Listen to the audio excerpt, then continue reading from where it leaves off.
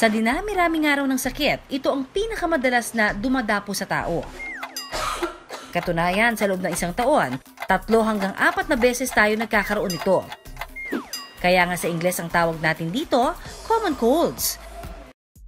Kung tutuusin, natural na nagpo-produce ng mucus ang ating ilong. Pero dahil sa mga virus, nagkakaroon ng pamamaga sa lining sa loob nito. At bilang allergic reaction ng katawan, gumagawa ang ilong ng sobra-sobrang mucus na siyang tinatawag nating sipon.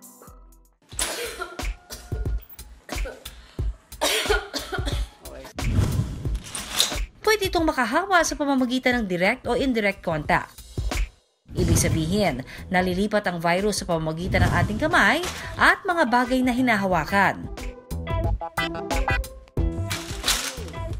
Kung tutuusin, kusang gumagaling naman ang sipon sa loob ng 7 hanggang 10 araw.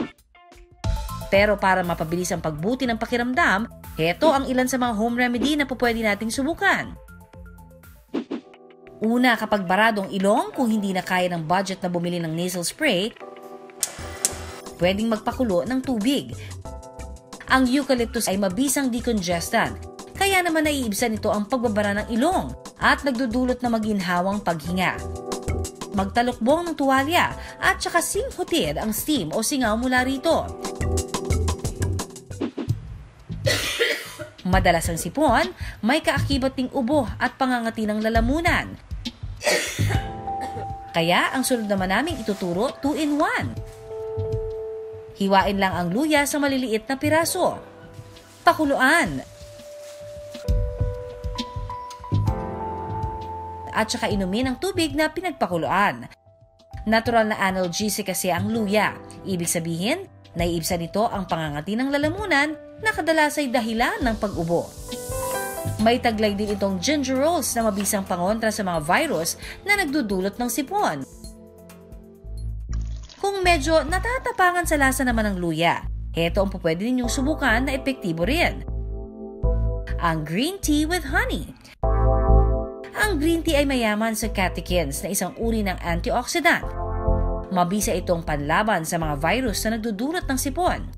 Samantalang ang honey, maihahambing daw sa tinatawag na dextromethorphan o yung mga gamot na cough suppressant.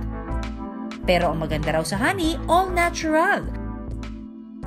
Gayunman mga kapuso, hindi naman namin sinasabi na wag na kayong uminom ng gamot, ha? Ang home remedy na ito na itinuro namin, kaakibat ang mga payo ng doktor.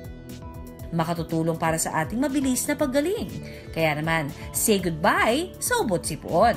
Maraming salamat sa pagtutok sa Pinoy MD. Para po sa iba pang kaalaman tungkol sa ating kalusugan, mag-subscribe na sa GMA Public Affairs YouTube channel. And of course, don't forget to hit the bell button for our latest updates.